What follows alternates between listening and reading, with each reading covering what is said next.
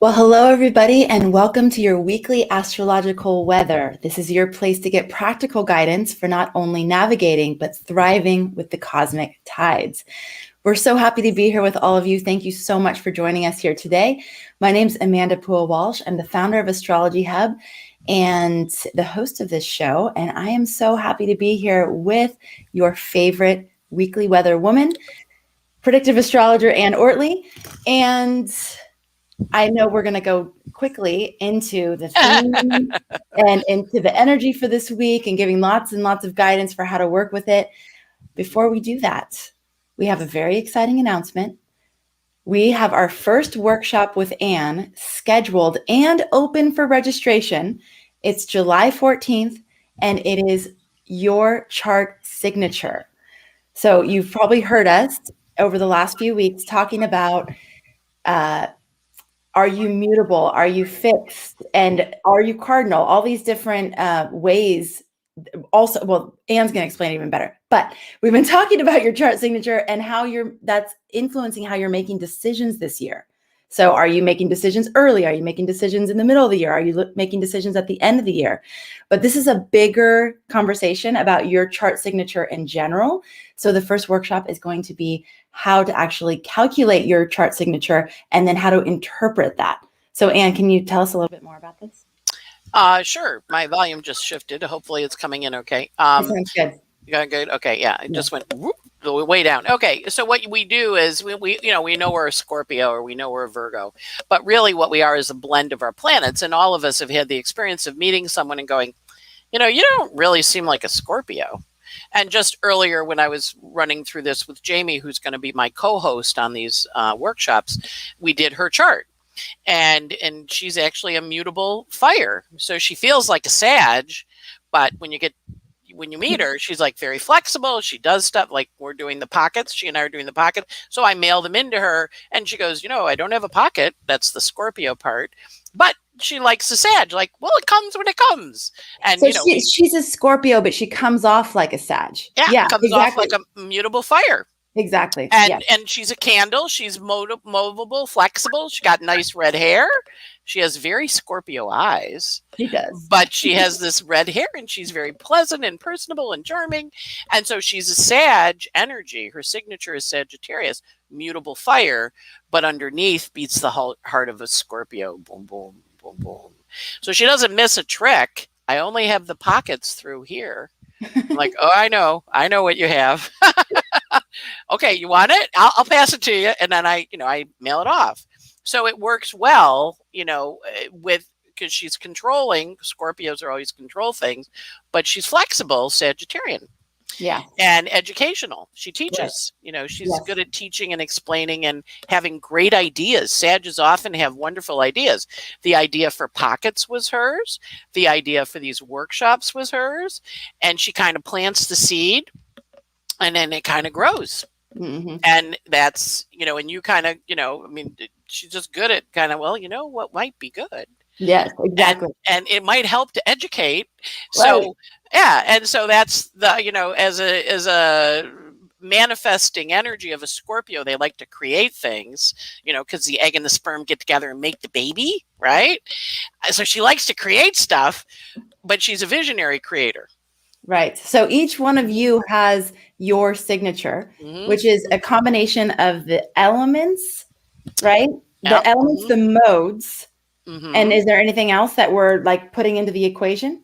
Well, we're going to also look at what area of how your life is going to deliver it, the quadrants you deliver your life in. Okay. Super exciting. And we're going to have worksheets for all this. So you're going to be able to like make your little tallies, and then Anne will help you interpret what that actually means. Right. So that is happening July 14th, next Wednesday at 1:00 Eastern. So those of you in Europe and Australia, and so it should be a good time for everybody. But hopefully it's a good time for everybody. Not so much for Australia, but not so much. Yeah, 1 in the morning. Yeah. It will be recorded though. It will be recorded, right? If you can't join live, it'll be recorded and available within 24 hours. And then on Friday, following that Wednesday, we're going to have a Q&A. So you'll be able to submit your questions, and we'll be answering your questions. So you'll learn it. you'll have a little bit of a time to digest it and play with it.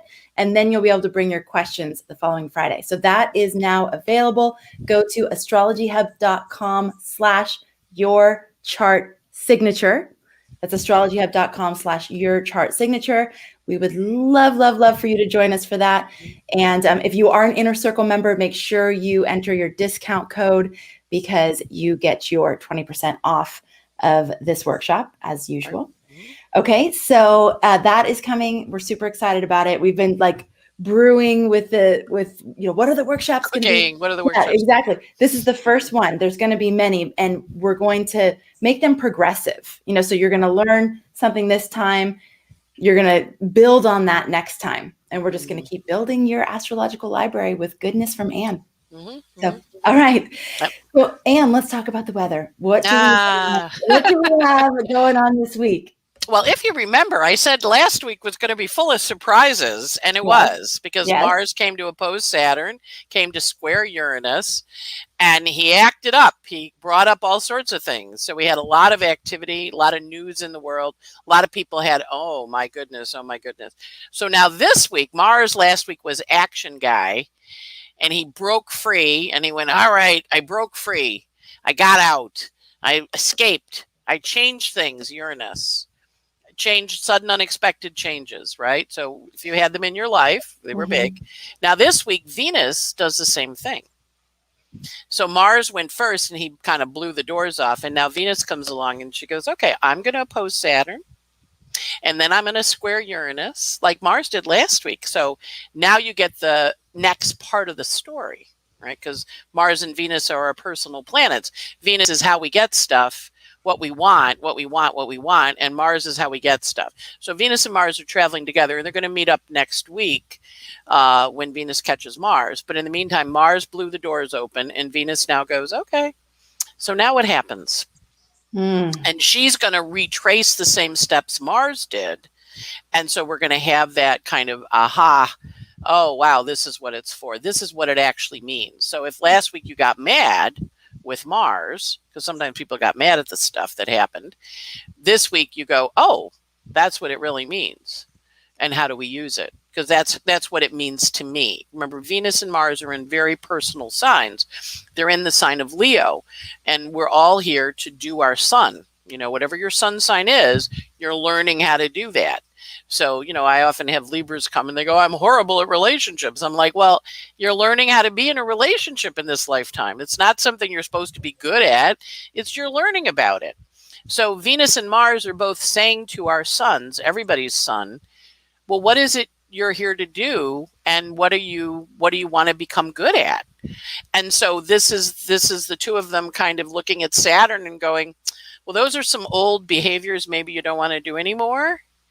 And maybe you want to change. Mars square Uranus, Venus square Uranus. I want to change my behaviors now. Maybe I want to do something different than I've done before because I realize that isn't maybe the best thing for me to do. And so what if the surprise was good? What if you had a great? So you then had a good surprise. It was a good surprise, and then now you get to go, ooh, that was a good surprise. Boy, did I like that. That was great. Okay. I'm so excited. I had a great surprise. Some people had great surprises. Right? Okay, awesome. All right. I'm sorry. There's a question on the screen, so I'll just address it. If you're an Inner Circle member, go to your membership portal and you'll see the discount code. So that's for the workshop. Sorry. It just popped on the screen. Okay. So we have a big surprise, and now we have the next part of the story coming. Now, last week was the Mars part. Now it's the Venus part. Now should be the really nice part. Okay. Because Mars isn't always easy. Sometimes he is, but he's on the world point this week. So he's saying, I'm going to take action in this way because of this. So in my case, my assistant, in good news, energy, she got her Broadway contract signed, or off-Broadway, her play is going to be produced. It actually is opening for previews on my birthday, September 11th. So I'm like, okay, so can I come? She goes, you want to come to my thing? I said, we've been working on this for 12 years. Yes, I want to come to your birthday, to your opening. But, so for her, it was good news. It's signed and she sent it in. It's a done deal. They announced it. It's in playbill, so for her, it's good. And then this week, the Venus part comes out, right? The Mars part came out last week. This part, the Venus part, so I know what it is, but I'm not going to tell anybody else. But her Venus part comes out this week, right? So it's good. So for her, it was great news. And it was like, oh, this is her future. She wants to be a playwright. She's a brilliant writer. She graduated from Columbia. She's an excellent, really, she just right. I mean, she used to come when she commuted. She hasn't been in the office in a while because of COVID. She would come in with these big, thick books like this. And then the next week there would be another big, thick book, because on her subway ride to and fro, she would read these big, thick books. And I was always like, oh, it's another book. She read that whole book last week. Wow. But she's very, and when she was young, her origin story was she climbed the bookcase. She was a little kid and wanted a book, and the bookcase fell over and landed on the chair. Ooh. And then she was buried in a pile of books. Wow. What a great origin story, right? Wow. For a writer. Yeah. Yes. For a writer. Yes. Brilliant. Okay. Yeah. So we had Mars with the big surprise. We have Venus. Would you say that Venus following Mars's footsteps would be helping us understand the value of what happened? Like helping us understand the value, like how it's maybe supporting our own values and or how it's helping us bring more of our values into the world. Yes. And helping us understand what is of value to us and why it's important. So one of the controversial things here in the United States was Bill Cosby getting released, but his lawyer was on with Chris Cuomo, and she said, the prosecutors gave him a deal and then they broke the deal. So he shouldn't have been prosecuted. Under the way they did it, they broke the rules. And so we're enforcing the rules because it's very important. If you make a deal with someone, honor that the deal is honored. If you don't have honor, and the Supreme Court said they didn't honor the deal, we're reviewing this and saying it's not a good deal. They didn't keep their word.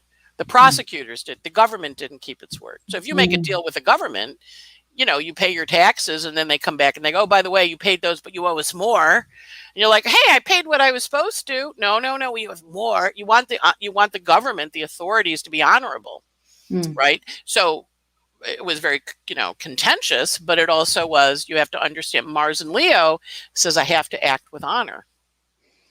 Right. And now the Venus part comes out. So we'll see what that is. And so in Rose's case, I know what the Venus part is. I can't tell you guys, but I'm really excited about it. Can you tell us next week? I can tell you next week. Yeah. Okay, good. Yeah. So then the other thing that's happening is Mercury, we have, part of the thing we had with his eclipses was Mercury retrograde, right? And he was in the middle of that eclipse on the June 10th eclipse. He was right in the midst. So normally we say the eclipse finishes when we get to the next lunation, which would be the full moon that we had a week or so ago. But because Mercury was retrograde and he's still in his shadow, he's still telling us secrets. So this week he squares Neptune and he gives us the last of his secrets. And then on the 7th, he goes past his retrograde station.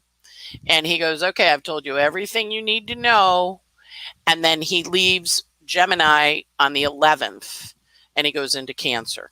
But so Mercury is still telling stories, and he's got his third pass over Neptune, revealing stories. And then on Friday, we have a new moon in Cancer. So normally we end eclipse season on that full moon we had a couple weeks ago. But this one, eclipse season's running a little longer because Mercury wasn't finished telling us stuff. And so he is telling us stuff this week. We also have some lovely Venus aspects. Venus is dancing with the nodes of fate. So she's going to bring us some really nice stuff because she's sextiling the Gemini, part 2 of the really good news, right? But she's also she's trining the South Node in Sag. So Venus is like in a happy space, and she's like, let me just tell you some stuff. And so that's part of her energy too. So it's a nice week. It's not always easy because Mars, Venus is triggering the Uranus Saturn, but it's helping us see things and understand them in a new way.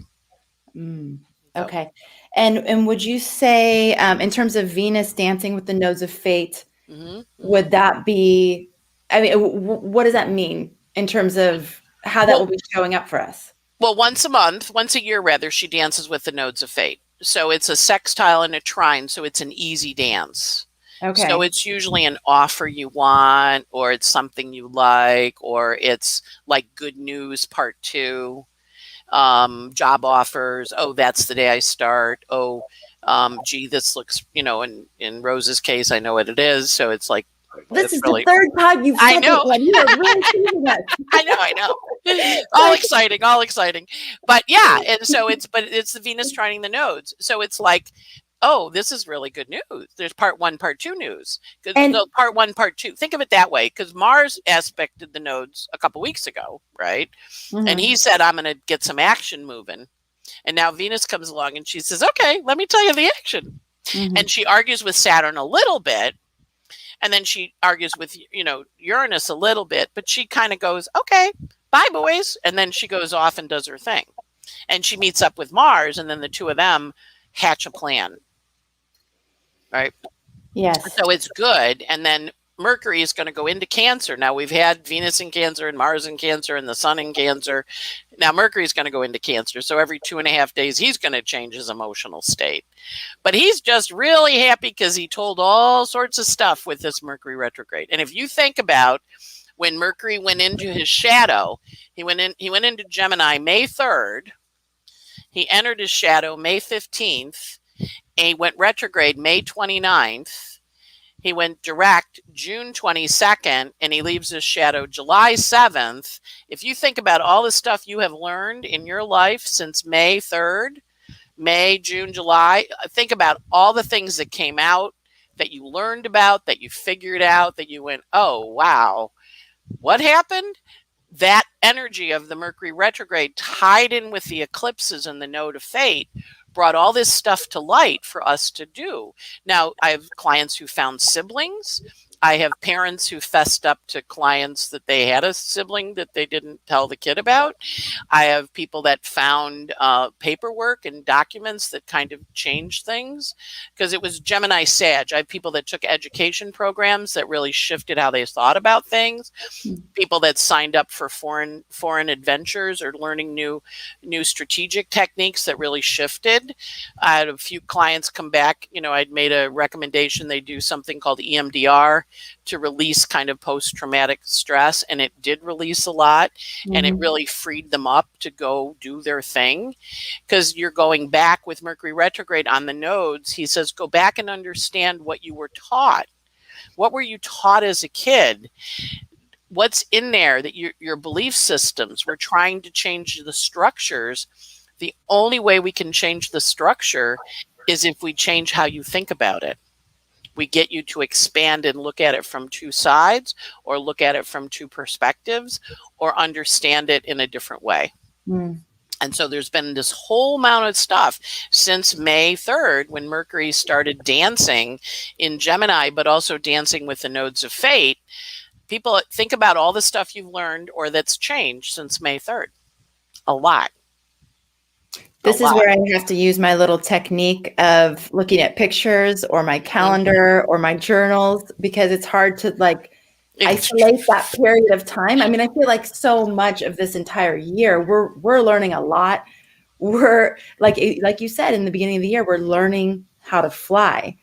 And there's a lot that we're learning as we do that. Okay, would you say that with Venus dancing with the nodes of fate, I love how you say that whatever is coming up this week, these new things, that the second part of this story is significant for our destiny. And it's a very significant. So pay attention. And it's not a short-term thing. It's like these are things that are setting us on a trajectory. 20 years. a 20-year trajectory. The changes we're making this year are going to be in place for 20 years. Wow. Okay. And so when Venus, because Venus is, the Saturn and Uranus are a 20-year cycle. So they met in December at 0 Aquarius, and they said, okay, what's your next 20 years? Right. And so Aquarius is ideas and communication and writing and teaching and talking. It's air sign stuff. And, and how we communicate, right? And the 20 years we ended began in May of 2000, and that was in Taurus. That was a 23 Taurus. So that 20-year cycle ended, whatever you began in May of 2000, and now we're shifting into a new idea, a new vision at 0 Aquarius. So if you look at your chart, you go, okay, 20 years ago that began, that's done. Now I'm setting the stage for the new chapter. But first, before I do that, I have to get Saturn clear on what the structures are he wants to put in place. And I have to get Uranus clear on what the vision is I'm working towards. What am I trying to create? Because remember, Uranus is in Taurus. Taurus is a sign of creation. So Uranus wants to create stuff, but he says to Saturn, hey, we can't create anything if you're not cooperating. Saturn's like, why do I have to cooperate? And Uranus goes, because if you don't cooperate, nothing gets built.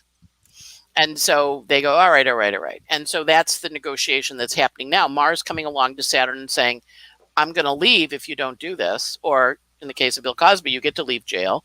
Or in the case of Rose, you get to go do your play. Square Uranus, it's going to change the direction and the trajectory of your life. This is very exciting. Yes, it's also all that discipline that she brought. I mean, those books she read and all the structures that she had in place in order to be able to write what she wrote. It's almost like she's also being rewarded for all of that. And would you say, as we're creating these new structures to fulfill these visions or the direction that we're going, the word sustainability keeps coming to mind as well. Yes. So it's like, it needs to be a sustainable structure, something that we can actually maintain over time, instead of building ourselves another like prison cell. Right when I was having that thought, you said the word jail, and I was like, because sometimes the structures we build can confine us too much, and sometimes the structures we build are just the perfect scaffolding to bring through the creation, whatever is wanting to come through. So it seems like right now we're in that dance of determining what those structures look like. They have enough flexibility, but they also have enough like solidity. Right. Okay. And, if we just do cosmically, looking at the building in Florida, the structure, and then they said, hey, we think we need to take it down before the hurricane comes. Right. So they just blew it up. Mars square Uranus. Right. It fell down, but they also blew up the rest of it. So it's like, it's understanding structures as sustainability, because structures sustain us. But that's the Capricorn version of Saturn. Yeah. And now Saturn's in Aquarius. So he's saying, what is the structures? What's the scaffolding you want to bring next? Those structures existed. How do they serve the community or not? Because we've now moved out of my structure for me, Capricorn. Now I'm moving out to Aquarian, to the group. What's the structure? How does the structure serve the group? Wow. Right? Yes. And aligning, if we're going to align our structures or our buildings that we're building with something sustainable, I mean, the truth is, all the buildings we build break down. Ultimately. Yeah. I mean, it was so how do we create structures that actually have that longevity? That's an interesting question. It's looking at the, the story. One of the things I did in the pocket last week was the lion Androcles, and my friend had emailed, and I'm like, oh God, I forgot about, they used to sacrifice the Christians to the lions. The Romans did. No offense to the Romans, but they would get the lion and they would throw him in the Colosseum. So a couple of years ago, I was in Rome and we went by the Colosseum, and it's still there. Right. The structure is still there, and they were like 200,000 people died in that Colosseum. Wow. And I was like, wow, I'm not going in there. There's going to be ghosts. So I had people that I'm like, I'm going to sit outside here. I don't, I know what it's like on the north side of the World Trade Center. There's a lot of ghosts over there. I'm not going anywhere near the Coliseum. I don't care how long ago they killed those people. They're in there still. So the structures collapse, but the structure is still there. The story is still there. That's the history. When we do archaeological digs, they're Aquarians. Every archaeologist that I've ever read is an Aquarian, because they're digging in to Capricorn Aquarian mix. They're digging in to find the history of the past and bring it forward. So when I was at Ephesus, which was a city that was abandoned due to a malaria plague and the receding of the Aegean Sea, the architecture, they had the columns, they had the baths, they had the poles where the bronze torches were, they had the Colosseum, or not the Colosseum, the amphitheater. They had a little sign about where the prostitutes were. When you land at a little house with a woman, you can get love for money. It was right on the sidewalk, carved into the concrete. You know how like people sign? And I'm like, wow, they had everything. It was, 500 years, 2,000 years ago, this city was alive. So, but they're digging it out and they're finding. So Saturn in Aquarius wants us to go in and understand our underlying structures. A lot of times when you're working with an architect, they'll go, well, the bones of the building are good. That's the structure, the underlying scaffolding, and then the stuff on the outside. And then sometimes it's like, no, just blow the whole thing up. It's not good anymore. It's going to tip over. Yeah. I love this. So we're building our story, because the story does remain. I mean, as you just were talking, it's like that story. What is the story of your life that you're building, and how can that story serve the group? Right. How does your individual story or your individual song serve the group? And then what scaffolding and structures do you need in place in your life in order to fulfill that story or that mission? Yeah. And then also Uranus square Saturn, what structures don't you need anymore? Yes. What do you want to let go of? And of course, whenever we let go of stuff, we create room for new, right? Because we clear out the drawer, and when you clear out the drawer, then, it gets stuff in it again. It's not like it's empty forever. So that's the other part. The Uranus square Saturn is saying, what structures do you want to change so that the new life you're building supports where you want to go next. Now, a lot of people, and then they go, oh my God, I don't know where I'm going. I'm like, remember, there's a lot of Neptune right now. Right. So no, you don't know, but there's clues. It's kind of like Hansel and Gretel. There's clues in the woods. And so your job is to watch what comes up for you and then kind of dig in and see what it was, and then go, oh, okay, that's what it was. And then have that different vision of it, and then go, okay, now that's what it was. Now, how do I feel about it now? How do I feel about it now that I'm thinking about it in a different way? What do I want to do? So in a couple of weeks, we're going to bury my dad, right? He died a couple of years ago, but we're all gathering in Rochester to bury him. So I kind of decided to write to the people that own the house that we grew up in and say, we're going to be in town. We don't live there anymore. Would it be possible to come by and see the house we grew up in? And of course, then I looked on the internet and it's all different looking inside because somebody had sold it. So I'm like, oh, it looks really different. Yeah. So do I really want to go back and look at it, or do I want to work with my memory of what it was? Because my experience of the house was fully carpeted. My mother had blue wall-to-wall carpeting through the house, and a lot of it now it's all hardwood floor and it's very crisp looking. And I'm like, but I'm still going to write, and then I may not go, or they may not. Right. They may say, no, we don't want you coming by. You're like, who are you people? You sold the house in 1987. What do you mean you want to come by and see it? But I'm going to ask. Let's see what happens. So it's that kind of energy where there's part of you that wants it, and part of you goes, I don't know. Right. And that's the square energy. That's the square. So if I go back, I'm going to have a new image of it. And do I want to replace my own image of it with this other image? That's the energy of the square. And right. you may not know, and that's okay. And you may do it, and then you go, oh, I didn't really want to see that. I didn't like that. Yeah. And then you may go, okay, I do want to see that. So Chris is asking, and this is a great question because this comes up for me a lot too. Is it possible to feel these energies a week earlier?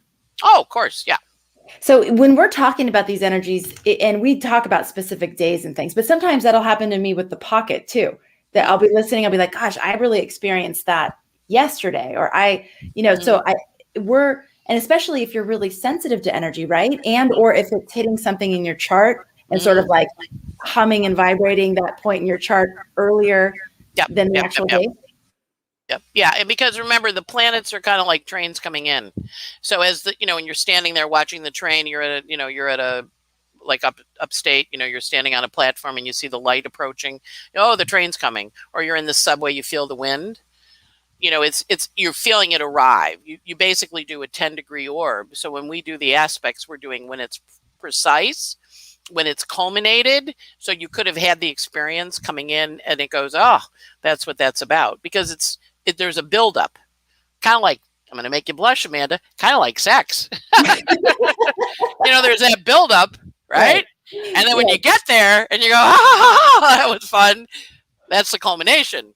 So when I do the aspects, it's the culmination moment. So you could have had the buildup, for a good week before, because, Taurus is like to plow things. So it could have been a really good week, buildup of the energy. And you're like, oh, I'm feeling the energy. Oh, thank you. It's done. Right. That's the culmination is what the pockets are. And when we talk about them, it's rolling in, kind of saying, hey, this is what it feels like. Yeah. It's rolling in. Okay. Rolling in. All right. So if you don't know what direction you're building, if you don't know what building you're building for your life, totally fine. That's Neptune energy. Just keep looking for clues, keep trying things on, keep, paying attention and listening. Yeah. Yeah. And remember, it's, a year and a half ago, I knew all this stuff shifting and changing in my life. And I called the therapist I go with, I use her for clients if I have a client problem, but I said, I think I need to come in. She's like, okay. So we went in and I said, I got all these changes. I'm trying to figure out direction and all this stuff has shifted. And she said, well, why don't we see what floats in? I'm like, I hate that. I want to know what's going to happen. What the hell am I an astrologer for if I have to wait for shit to float in? Right. And yeah. And so last week she said, so how's the things floating in? I said, oh, please, you're just annoying. Because we're doing the podcast, we're doing the pockets, I got a condo in Florida. I got an assistant, got her play getting, look at all the stuff. And you couldn't have known. I didn't know. I knew Rose was working on the play, but that's about the only thing I knew about because, she'd been working on it for a while because it's Saturn, right? Mm-hmm. But the rest of it, no, not at all. It floated in. And I went, ooh, let me hop in that boat. Right, exactly. Yeah. Mm-hmm. And you knew when the opportunity came, you knew to take it. There was no hesitation. It was like, oh yes, okay, I've been waiting for this thing to float in, and yes, I'm going to jump in. Mm-hmm. Okay. Yeah, because this was totally you calling me and saying, hey, you said this at the beginning of the year. It looks like it's going to be this pandemic. I got kicked out of the place we were reading because New York shut. I said, why don't we do it weekly? And here we are, a year and a half later.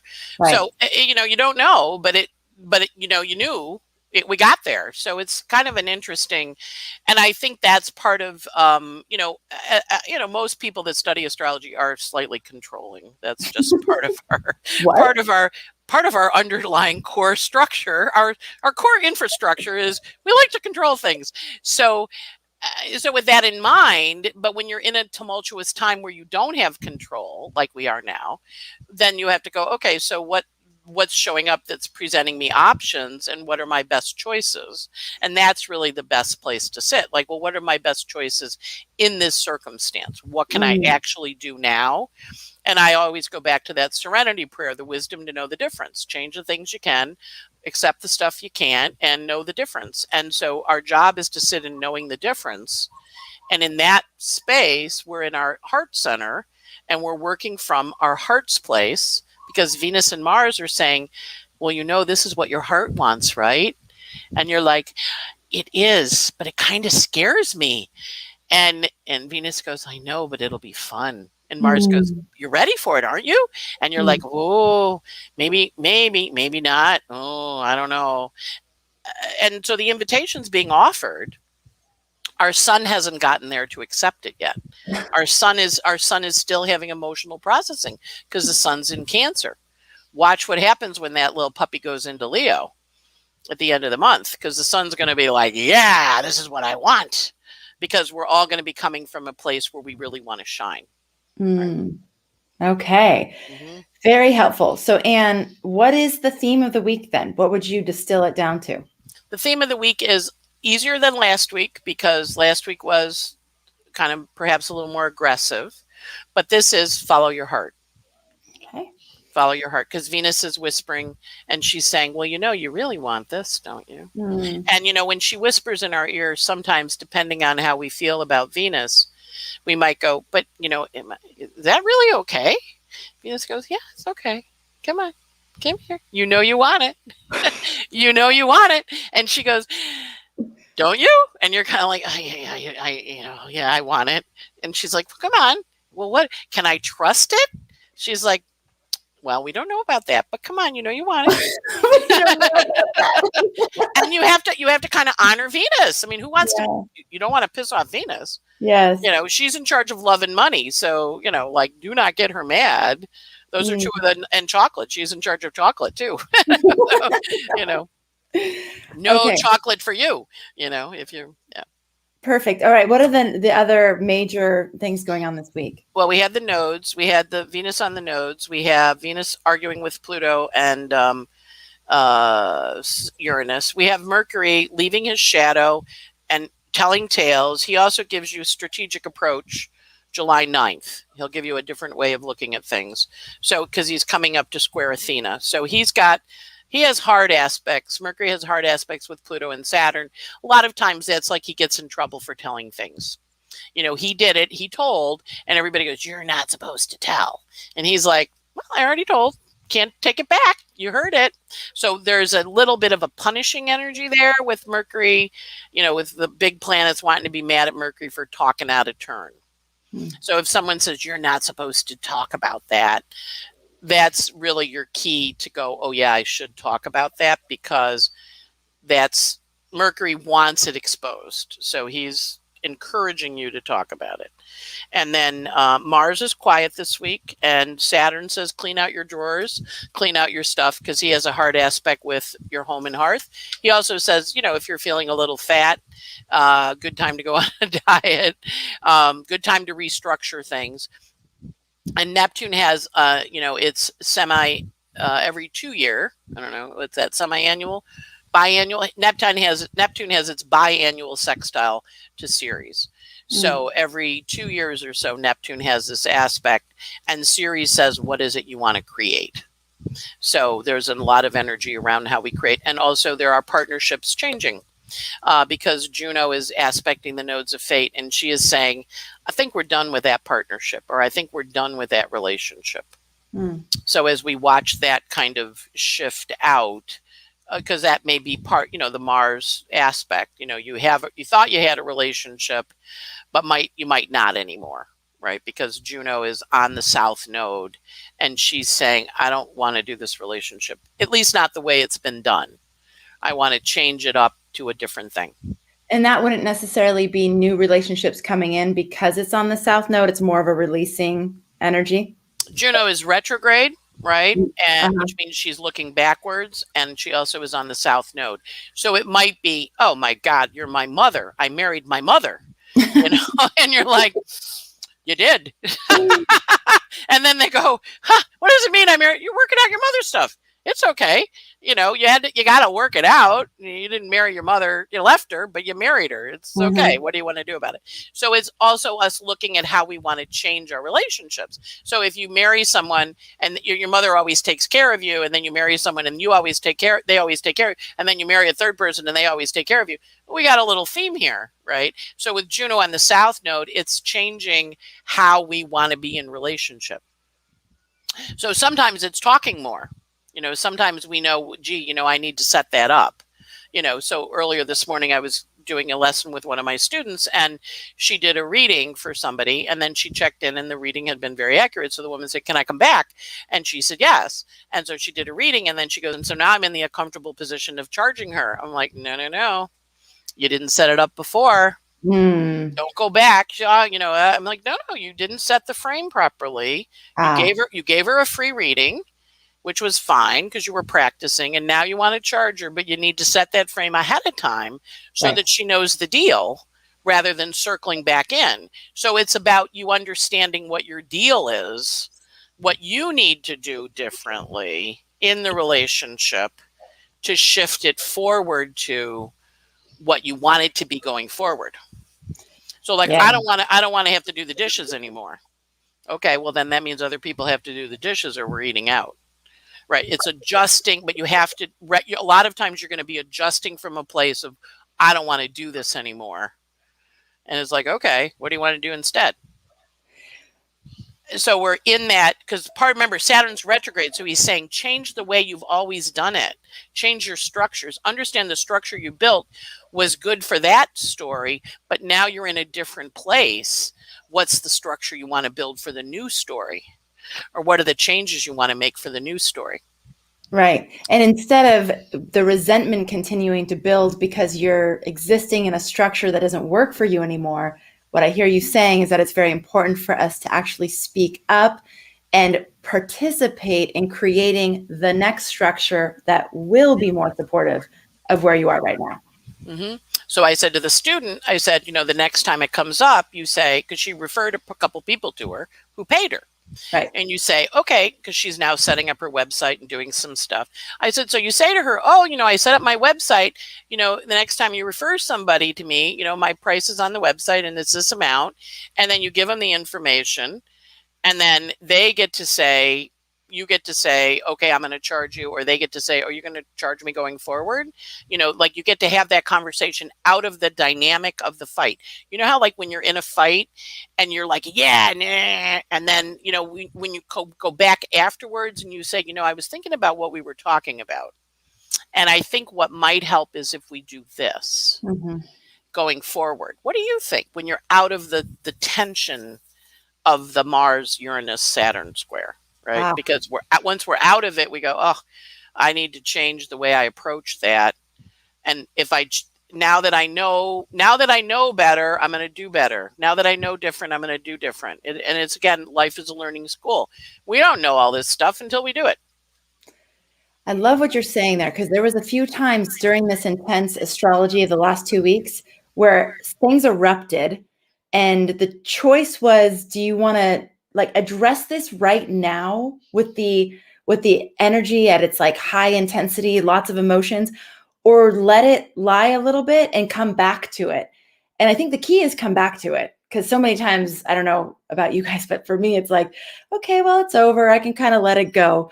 But still addressing it is really important, because again, what you're saying is we're creating new structures, and it's very honoring to the other person involved to actually be honest with them about the things that aren't working. I mean, so that person that was doing the readings could just say, hey, those first 2 readings were practice for me, and I'm so grateful that you love it. And going forward, I'm going to need to charge you. It can be that simple. I feel like we overcomplicate. We get nervous about certain things that feel real sensitive, but that's because we're carrying a bunch of stuff with it. If we can see the stuff we're carrying with it and then bring it in a clear way, it's usually not as big of a deal as we think it's going to be. Yeah. No, my therapist, the one that I reference, always goes to me, so did anybody die, Ann? I go, nope, nobody died. Me, I had a lot of anxiety, but nobody died. But yeah, it's understanding. Remember, where our Saturn is where we're always a little anxious about stuff. And whenever we have that, we're talking Saturn. Whenever he goes, oh, or when you hear, you should do this, Anne. And I go, oh, wow. Okay. What should I do? It's understanding the should word is a Saturn word. Sometimes it's your responsibility. You have to do this. You should pay your taxes. Other times it's a blaming thing and you have to go, should I really do that? And so that's what we're trying to parse out this year, is what is my responsibility worth versus other people's responsibility, or nobody's responsibility. And I'm assuming I should do it and nobody really much cares. Yes. Okay. So because I've always done it, it's like, yeah. Right. But I can let that go now. I can let that go. Yeah. Okay. So the theme is to follow our hearts. intensity scale, from what I'm hearing from you, is like a pretty mild, maybe like a 6 or 7. Or Well, yeah, it can be, but a lot of times with its Venus, if it's with Mars having triggered the Saturn Uranus, sometimes that's people leaving, Okay. And that feels intense. and you feel, you feel bad because they're leaving. Right. The Venus can feel bad, so it can be a little harder. Yeah. It depends on how Venus takes the news is probably the best way. Depends on how Venus takes the news. Okay. Yeah, because she's recognizing the need for change, but she's also recognizing the need for change, but she's also recognizing she doesn't really want to do it anymore. So I had a reading with a client-y friend. I know her personally, but initially I knew her as a client. And she was talking, and she's very responsible. And she's like, well, I'm learning. I see these people that are really good, and and they're leaving to go do their things. And I'm like, yes, they're leaving because it's what they're supposed to do. And I'm like, because they're so responsible and they're so good, I'm feeling a little almost bereft. And I'm like, but you don't want to work with them anymore either, right? And she's like, well, no. But I'm feeling like I'm letting good people go. I'm like, well, but that's okay, because you're changing too. And it's kind of like when you're a mom and your kids go off to school and you're like, you have to let them go. But at the same time, you're like, oh, but they're leaving. It's like it's that middle weird place of, I know this is good. It's a life chapter changing, but I also feel a little bit like, and so that energy, depending on how you've worked that out and what's leaving, because remember, stuff is leaving, things are changing. Think about those people who just had their houses blown up. They left their house in their pajamas. They left all their stuff in their house. They didn't get to go back in and get the jewelry out of the jewelry box. It all just got blown up by the state of Florida, right? Everything's gone. I mean, they're alive. They got their pajamas, right? But what did they lose? What did they leave behind? But at the same time, where are they going? Right. And so it's a very interesting, the reason everybody is so fixated on that place is we're all going through that on some level internally, right? We're all realizing, like, if I leave that behind, what actually, and somebody said it to me yesterday in the reading, in a reading I did, she went, well, if I, less has to be more. Less has to be more. Less has to be more. And I'm like, what a great quote. I love that. Yeah. Less has to be more. Yeah. And what does that look like? What does less look like? Or what does more look like? Well, and trusting that we have what we need for the next part of the journey. Yeah. We have what we need. I need to say this because this happens cyclically. If you're getting solicited for readings while we're doing these shows, it's spam. Like, just use your own discernment, but please don't solicit people for readings. And you can feel the energy. I know you know what I'm talking about, and it's happening in Facebook right now. And we do our best to like jump on top of it and delete these comments as quickly as possible, but we can't always find all of them. So none of our astrologers would ever solicit you for readings in the chat while you're sitting here listening to the weekly weather. And I would dare to say most solid astrologers wouldn't solicit anyone for readings ever. They're going to wait for you to come to them. Yes. So I need to say that because I see it coming in, and I know it makes you a little crazy, but yeah, it is. They know you have an interest, and they're like, "Hey, come with me." Right. It's funny, Amanda, because I was down in Florida, right, and I opened my mailbox after buying the condo, and I hadn't been there in a couple months. I had all these things for life insurance. Oh, we see you bought a house. Don't you want to buy insurance in case you die? Somebody inherits it. I mean, I had like 7 life insurance things. Wow. I had like 10 things from people wanting to move me here, there, or the other place. I'm like, what do? They go to the title office and they research this stuff.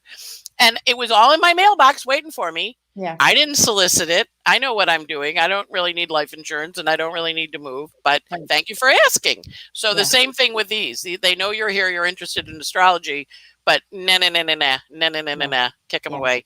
And also, you really, astrology is something like going to the doctor or going to a therapist or you really want to feel a little bit akin with the person that you're having the reading with, because they're going to connect with your chart.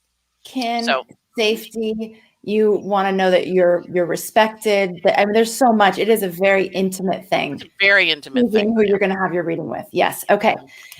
So we have a variable week depending on how you handle letting go of things that you might not necessarily need for the next part of the journey. So there's a lot of trust in that the things that are falling away, and that you have what you need moving forward.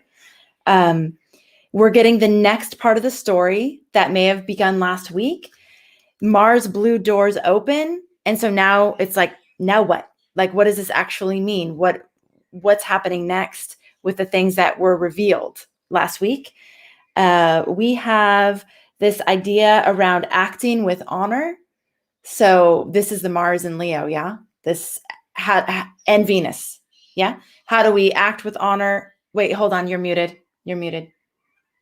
Undid me. Okay, go ahead. Yeah. All those honor, integrity, and all those things. Yeah. Honor, integrity. Okay. Leo. How do you honor and show up in integrity with yourself? I mean, I think that's one of the biggest things right now is how do you show up in honor of yourself and integrity with yourself? And that will be honoring and being in integrity with others. That's the way it works. Exactly. Okay. So Mercury square Neptune. So these are these last secrets being revealed from this Mercury retrograde period of time that you've been told what you need to know. There's going to be a few more things coming in. Listen, because the things coming in are things to pay attention to. They're important. So continue that real active listening. And sometimes it's not as much what is said. Sometimes it's what is not said that can carry a lot of information with it. Mm-hmm. So just paying attention to those things. We have part 2 of the story. There's going to be, let's see, nice week, not easy seeing what we need to see. Oh, not always easy seeing what we need to see. Yes, that's true. May 3rd to July. So whatever you learned in that time period, May 3rd to July, to July 7th, this is a stuff that's brought to light. Understand what you were taught. So take a little time reflecting on what you've learned. I think it's important for us to take that pause and go, what did I learn May 3rd to July 7th? And how did that change how I think about things? How did that shift my perspective? Right. Okay. How are the structures you're building going to serve the group? What story are you building for your life?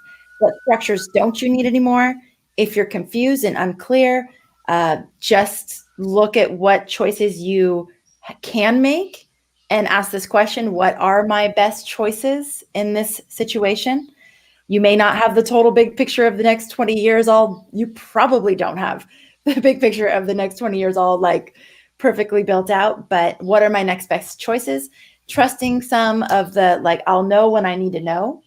I have these questions. I'm still walking with these questions, but I'll know when I need to know. And what I need when I need it will be there. Just like what happened with you. You didn't want things to float in, but then when they came, they were there. You knew it was part of the next step and you said yes. Okay. Right. And also if we go back and we think about May of 2000 and what we began then, and you think about the 20 years that unfolded, you didn't know what was going to happen over that 20 years. But when you look back at it, you understand how it helped you build structures and now how it's going to help you fly. Yeah. And also looking at the 23 Taurus house, the structure that was started there. And then now we're looking at 0 Aquarius house. What's the structure being initiated there, wherever that is in your chart? Because that's going to say, hey, that's where you're doing it. What does that look like for you? And so if we understand astrology as the gift of cycles, and he says, okay, I'm having Saturn and Jupiter, which are your planets, about being in relationship to the world. Jupiter is where you expand. Saturn is where you work.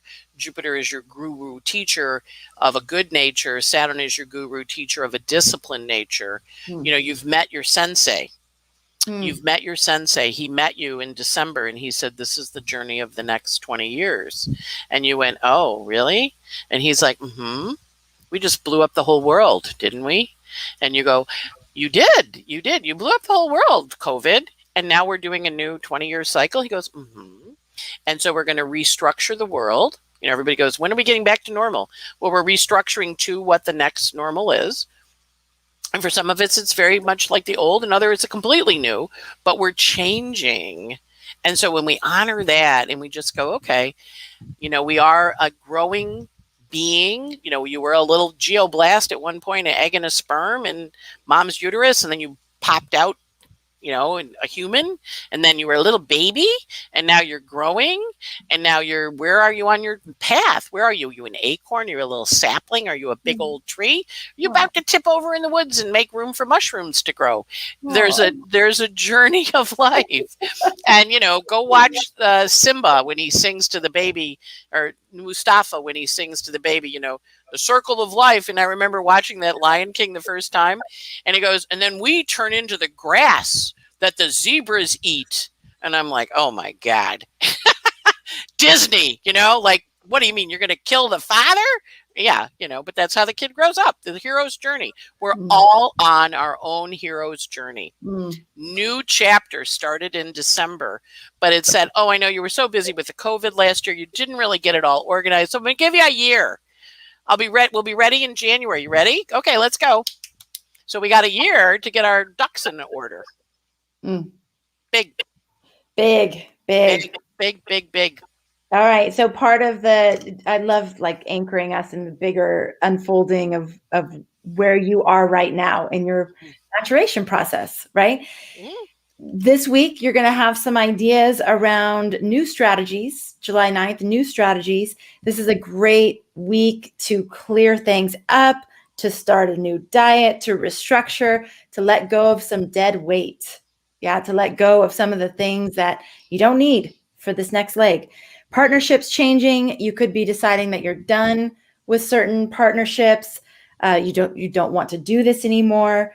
But that could be really just changing how you show up in the relationship and creating new structures for how you show up there, setting new frameworks, putting in place clear agreements, not assuming the other person knows how you feel and where you're at, setting clear agreements based on the new information that you have about yourself at this point in time. Speak up, even if it's uncomfortable, speak up. And this is part of the honoring and being in integrity with yourself. And paying attention to what is actually your responsibility, what is not your responsibility, what is someone else's responsibility, and what is nobody's responsibility. Things that you can just let go. You don't have to do anything about. Yes. Is this in my realm? Is this part of what I'm responsible for in life? I would love to read a quote, Anne, that brings us into that bigger perspective of 2021. You keep talking about how we're learning how to fly. And I saw this quote this morning. I was like, oh my gosh, it's perfect. Okay. When you come to the edge of all the light you know and are about to step into the darkness of the unknown, faith is knowing that one of two things will happen. There will be solid ground to stand on, or you will be taught to fly. I like that. Solid ground to stand on feels like Saturn, and or you'll be taught to fly feels like Jupiter. So they're both in there. And Uranus. Because exactly. Uranus is a sky god, right? Yes. Okay, and I don't actually know who wrote that. It's beautiful, though. Yeah, I would quote it, but I don't know who wrote it. We have this little book, this little box of quotes, one for each day. And that was the quote for the day, but I don't know who wrote it. So, okay, everybody, we have your chart signature available for you if you want to join the first workshop in the workshop series with Anne. It's happening next Wednesday, July 14th. You'll get to learn how to calculate your chart signature and what that actually means. And your quadrant focus and where you're focusing your life. So the quadrant focus. So you have your signature. You're going to do both. Yeah, we're going to do this both. This is your energy of like, you're not just a Capricorn, you're a, something else. You're showing up as something else. And then what quadrant it falls in, which what is what section of life wants to be where you want to spend your time. Right. Yeah. Right. Super fun. I'm very excited about this workshop. It's astrologyhub.com/your-chart-signature. And if you're an Inner Circle member, make sure that you go to your membership portal and you get your discount code. And we'll be together live next Wednesday. So we get to hang out 3 times next week, because we'll have the weekly weather on Monday, we'll have the workshop on Wednesday, and we'll have the live Q&A for the workshop on Friday. If you can't make it live, don't worry. It will be recorded. So you'll have it in your, you'll see you have like a little learning library. You'll go in, you'll be able to access the recording plus the worksheets that help you calculate everything. And then you'll have a chance to submit your questions for the live Q&A. That's an hour long on Friday. Right. Yeah. Sounds good. Okay, everybody. Thank you so much for being here. And thank you as always. Yes. Gosh, you're just this guiding light for us every single week. You show up so consistent and we love you. Thank you for that. And thanks to all of you for being here. We love you too. Thank you so much for contributing your energy, your curiosity about astrology, your dedication to using the energy to help you live your life in the best way. So thanks for being here. Thanks for being a part of our community. And thank you, as always, for making astrology a part of your life. We'll catch you on the next episode. Take care, everyone. Bye, everybody. So long.